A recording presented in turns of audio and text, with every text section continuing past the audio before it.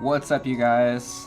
Welcome to this week's edition of Loop Live. I'm just gonna come right out of the gate and say it. You have got to listen to this artist. I don't know if you can see that, but it's Jon Guerra, Keeper of Days. This album is incredible, and all of Jon's music is incredible. I would highly recommend. Go to Spotify, Apple Music. I'm saying it right up front because I don't want you guys to miss that. Listen to Jon Guerra's music. It's unbelievable. Speaking of, Jon Guerra is the guest for the Loop Live show today, right now, and I'm really excited to talk to him about this album, Keeper of Days, and devotional worship music and what that is, and all sorts of questions I've got for him. And it's going to be a great conversation. I'm really looking forward to talking with Jon. So without further ado, here is Jon Guerra.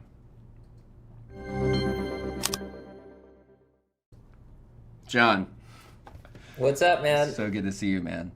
Good to see you too. We were joking earlier that I'm actually sitting right now in your old Chicago studio.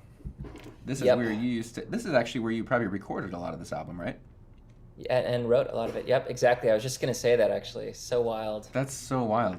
And so what ended up happening is you moved, and we ended up kind of renting the studio to do some video work here. And I miss you, friend. So you left Chicago. Miss you too, man. You're in Texas. Left Chicago, moved to Texas 6 days before national quarantine in 2020. Didn't Terrible see it timing. Did not see it coming, but we're glad to be in Texas. Yeah. And you're on tour right now too?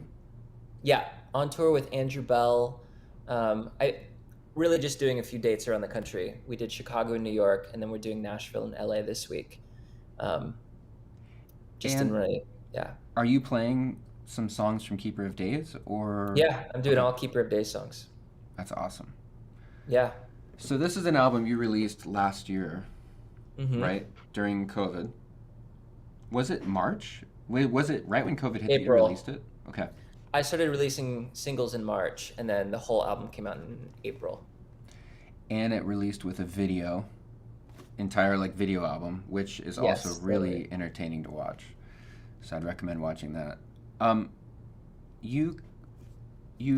was actually looking at your iTunes profile or Apple Music, and I saw Little Songs released in 2015, and then 5 years later was Keeper of Days. And Little Songs, I would say, there's a lot more congregational worship music on it. Keeper of Days, I feel like you talk a lot about that it's devotional worship music. Yeah. How would you say it's different? How would you say devotional worship music is different than worship songs? Well, the way I'd like to talk about it is congregational worship music is, more Sunday morning worship music. And you can sing along to it. It's usually got a bit of a beat. It's catchy. It's lyrically maybe saying true things about God or talking about the Christian life in a way that's communal in nature. Devotional music is more Monday morning prayer music. It's maybe a little bit more interior. It's a little bit more. I wanted worship music and really Godward music to kind of fill in those gaps in our day, or really in our week, in our life that aren't in the church. Aren't in some official context of religion. I wanted music that kind of, helped us pray, wake up, and help us kind of attend to something else, even throughout the day. And it's funny, I wrote a lot of those songs without having a kid, and our daughter Winslow was born just a few months before the album was released. And so I think what devotional music even looked like before we had Winslow is different than what maybe this next record I'm working on now, devotional music can look like for that record, because you just got more time on your hands when you don't have a kid. But what I've enjoyed, and even listening back to Keeper of Days, is I do think there's moments on that record that succeeded in what I was going for, succeeded in kind of maybe creating a space, sort of if a listener gives it its attention. I did this crazy thing when it first came out. I kind of challenged people on my Instagram and Facebook and email list to listen through it straight through and not to listen to it until they could do that. So set aside 40 minutes and just go for a walk. And actually a lot more people did that than I thought would, and got some really cool notes back about how that experience was for them. And you might do that with a congregational worship album, but I think this music is specifically intended for that. You're really great at writing, I think both. I think you're really great at writing congregational worship songs and devotional worship songs. Some of my favorite congregational worship songs were written by you. I Will Follow was played at my wife and I's wedding. You played it there. That's a very special song to us. And what made you decide to focus more of your writing on the devotional side? I felt a little bit like just it was natural for me. I mean, like you said, I love writing congregational worship music, and specifically I love writing those kind of songs with other people who write those kinds of songs. So it's more of a communal thing. But this was more of an experiment in, I guess, solitude and interiority for me.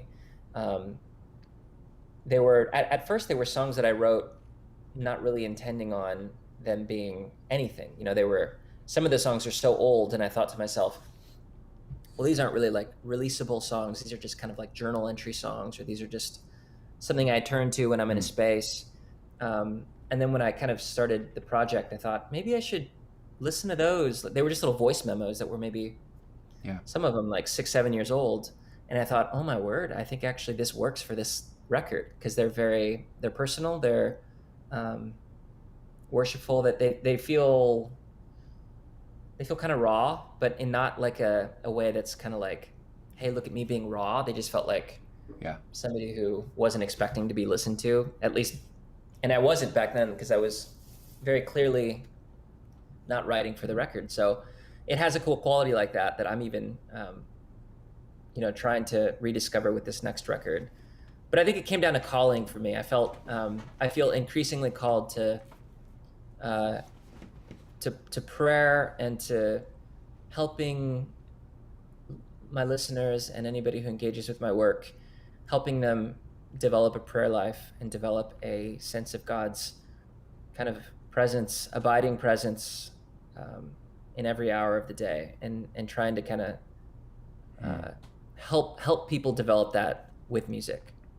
I think you've definitely succeeded that with this album for sure. What are devotional music songs, are they mostly written just by you, or do you ever do co-writes on devotional songs? I've tried, and I think I'm going to start, but it's tricky because a lot of my co-writers, like the pool of people that I usually co-write with, we're typically writing congregational worship songs. So it takes a lot of like, hey, I'm not doing this, I kind of want to try this kind of thing. And so for this record, it was just every time I try to write with somebody, it would always veer in a direction that I didn't feel was totally right. I feel like now that I have a record of it, I could just send people the songs and say, hey, this is kind of where I'm at these days. Can we try to write something in this vein? I would think there's a lot of freedom in writing that way. Like writing devotional, because I think a lot of times people maybe who are sitting down to write a song are trying to hit the next huge hit church song that's going to explode, and every church in the world is going to sing it. Totally. So you get really much more like tunnel visioned on like what the rules are, what you can and can't do. Where with devotional music, it's like a white canvas, just ready for whatever you want to say from your heart. I mean, and it's kind of ultimately, I think I know it's a job for a lot of us, but I think all art starts that way with people who are writers. You don't start with a goal in mind. You start with, oh, I heard this amazing song, or I heard this amazing album. I wonder if I could do that. And you sit down and you just start playing chords, and then you start humming a melody, and you're like, whoa, maybe I can do this. And then but there's no like, I'm going to put this here and that there and that there. So, the rediscovery for me of just whatever that thing was, the initial spark, has been and was amazing. Though it is still very, I will say, I write a lot, and I write frequently, and I write a big volume of songs before I then sequence a record together. And that piece gets a little harder, like trying to find the center of a record, trying to find yeah, what exactly works. Whether you're doing that for radio or congregational or my devotional stuff, there does end up being some parameters that I'm trying to follow and hit, which sometimes is hard. Are you trying to keep a record around a single theme? Um, so eventually, yeah, I usually just write freely, and then when I start sequencing, I start to find kind of the through line, and then that vague through line, whatever that is, starts to become kind of the plumb line.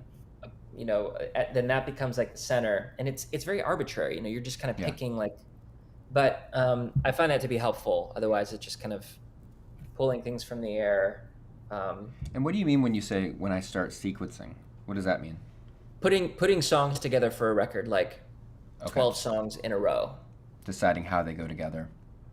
deciding what's going to be first, what's going to be last, what's going to be the middle, what's the journey going to be. Um, When you and I have a just good friend who helps me with that, actually. Okay.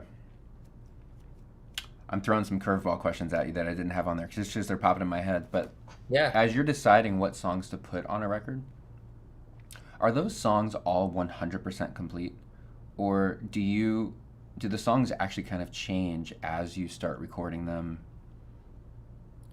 I would say they're 95 to 98% complete. Yeah.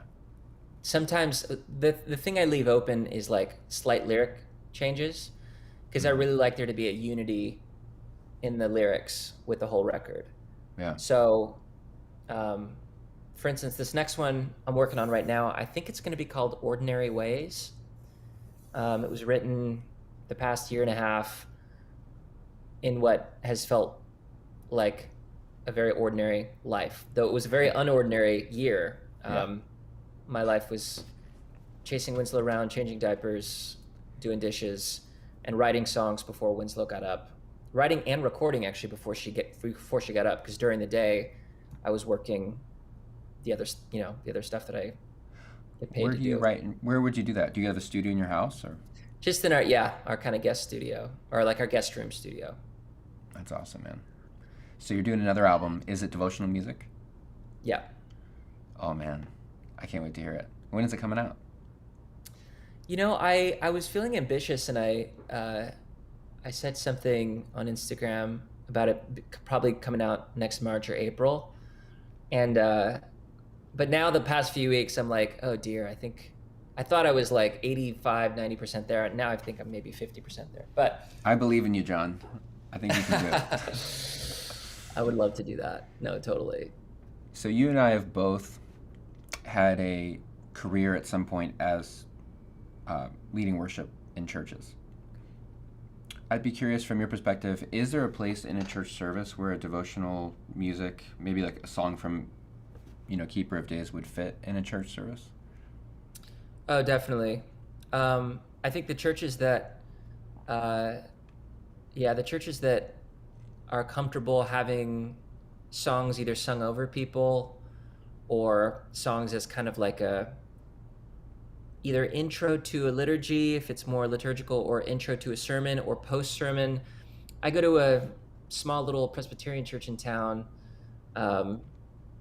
and I've been doing music there, and it's really just me doing music. I mean, Winslow comes with me in the morning to help set up, and but there's a spot in the liturgy. It's after the sermon that's usually like a more of like a reflection song, and that's where I sometimes even write a song based on the sermon just that Wednesday, and then put up the lyrics, and then they listen to me sing it, and it's kind of another angle of the message.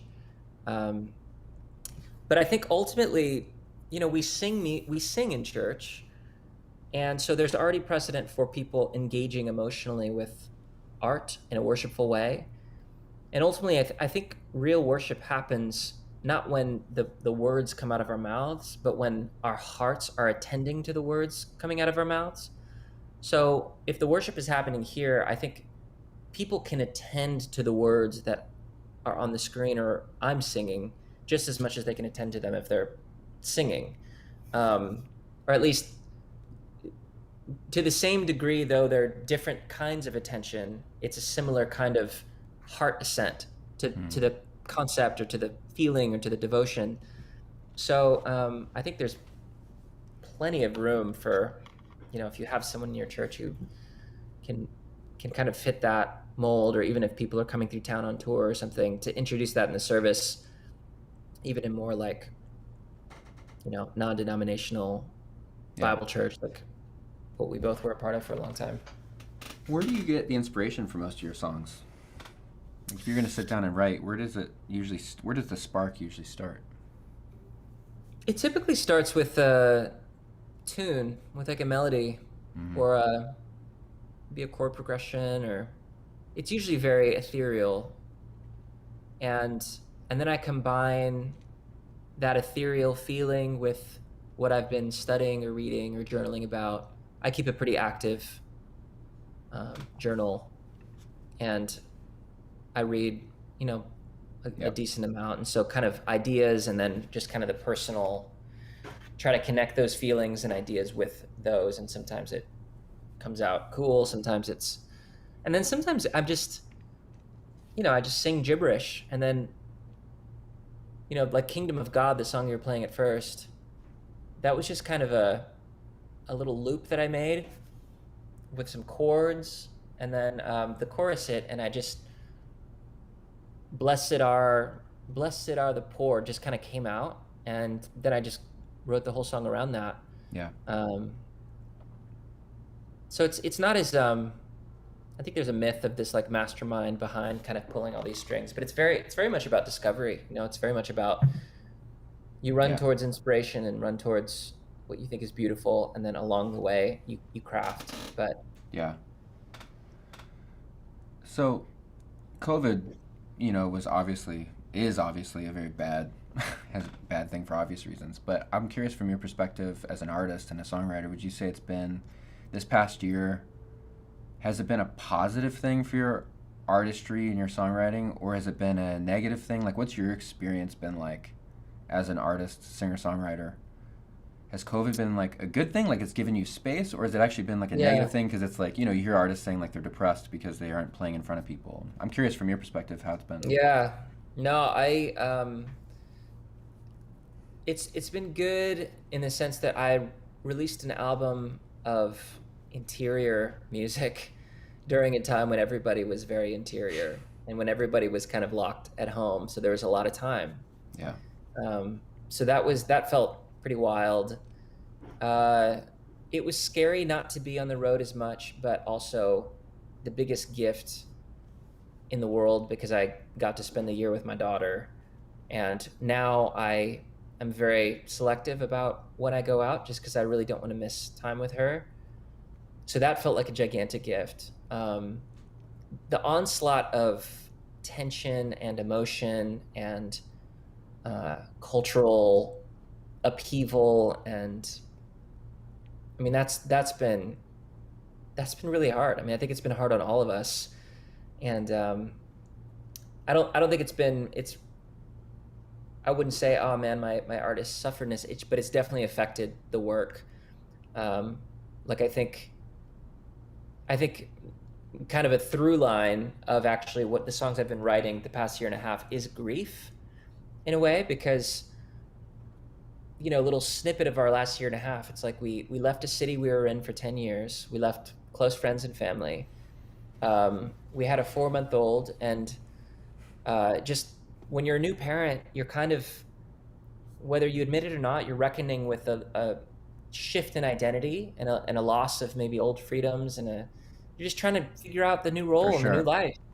And there's grief, I think, associated with that, and Mm-hmm. that's okay. I think sometimes we don't let ourselves, feel that way or admit that, but it's good for us to just say, man, this is hard. I wouldn't trade this little person for the world, but like this is hard. And then being a parent, the past year and a half has been, goodness gracious, my daughter didn't see a kid for Mm-hmm.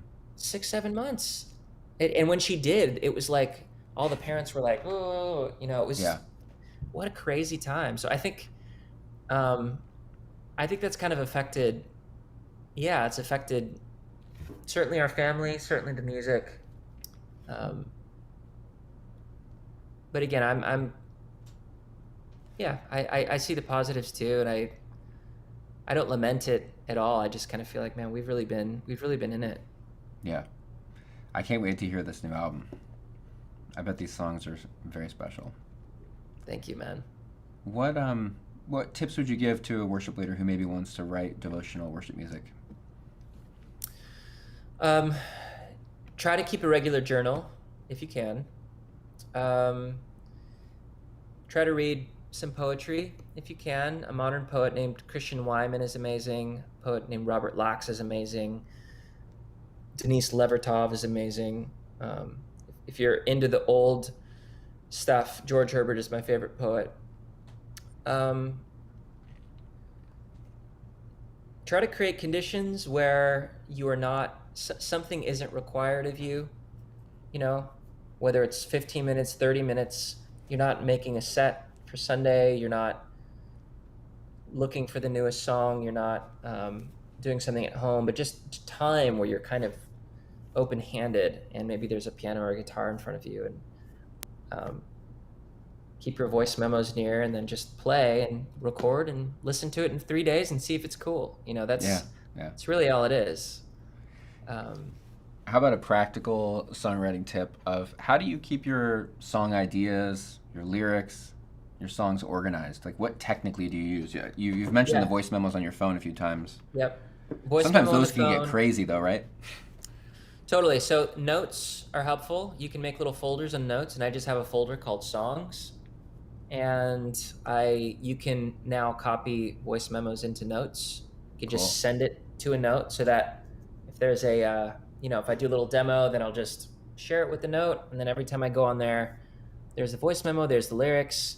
Um, I mean, that's it. I just flip through that pretty much on the reg. Well, that's cool. So you just use the built-in apps in your phone, That's it. voice That's it. memos and Yep. notes. I didn't know you could embed voice memos inside of notes. That's awesome. Yeah, it's amazing. Yeah, it's helpful with organizing because yeah, those notes can be pretty insane.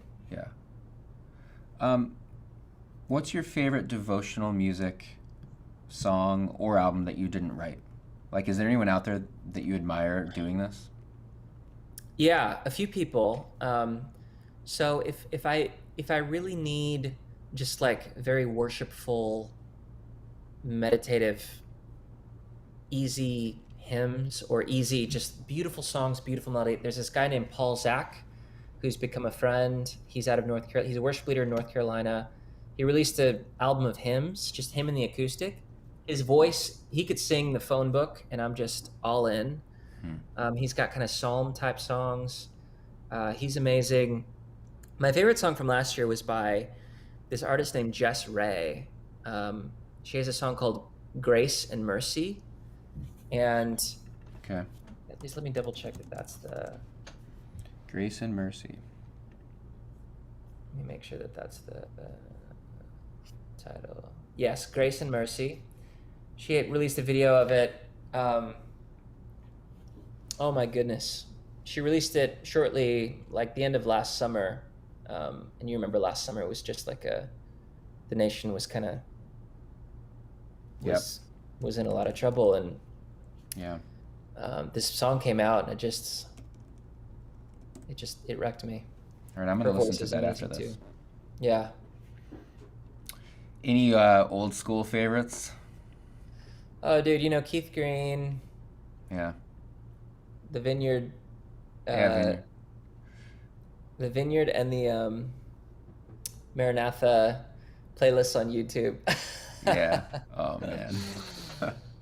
Rich Mullins. You Rich know who I was listening Mullins. to a lot this week was Michael W. Smith, Oh man. which I was too young when he was like really, really blowing up. But he's got some really, his songs are not, he's done some worship albums that are all like Yeah.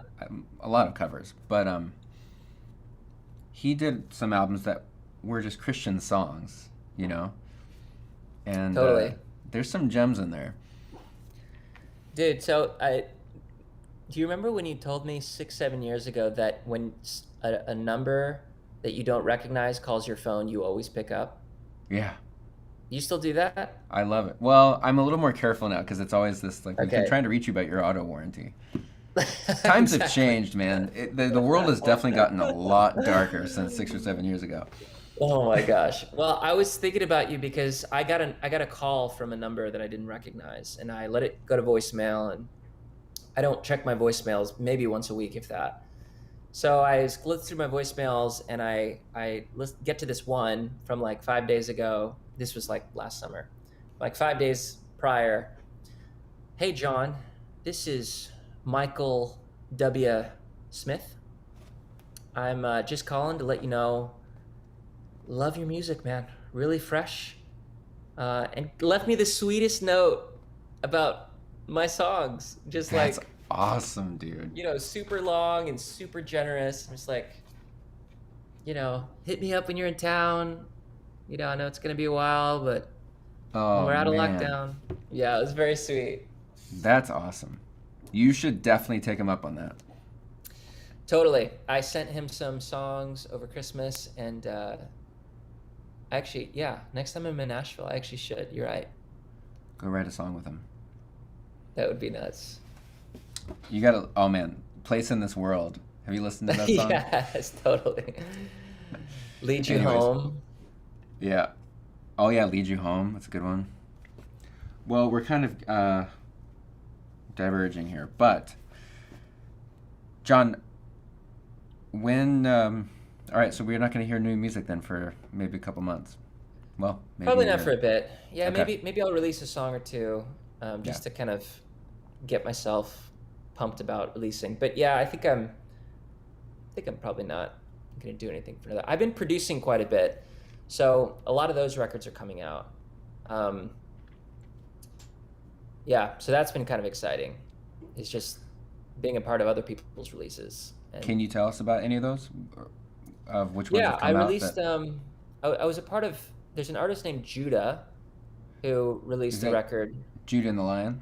Yeah, so he released like a alt worship record that he and I worked on during COVID, and I'm just wrapping up a Paul Balash EP actually, which I'm excited about. And then the thing I was most probably excited about from the last year and a half is I've been working with Taya Gokroger. She's the lead singer of United, Yeah. and she's doing a solo record, and um, it's amazing. It's like astounding. Her voice is insane. Songs are amazing, Yeah. um, and that's finally wrapping up. So I can't wait for the world to hear Yeah. her hear her expression outside of Yeah. church. Um, so That's can't going to be wait. epic, man. Yeah. Well, thanks for taking the time to talk about the album. Everybody go Yeah, listen to dude. it. Spotify, Apple Music. It's probably on YouTube too. Watch the videos too. The videos of the album are so entertaining. That was sweet. John, Yes, do missed all of you. that, people. Yeah, man. I've missed you. Next time Miss you're you here, too, let me man. know. I will. All right. See you, man. We'll talk soon. See you, brother. Peace.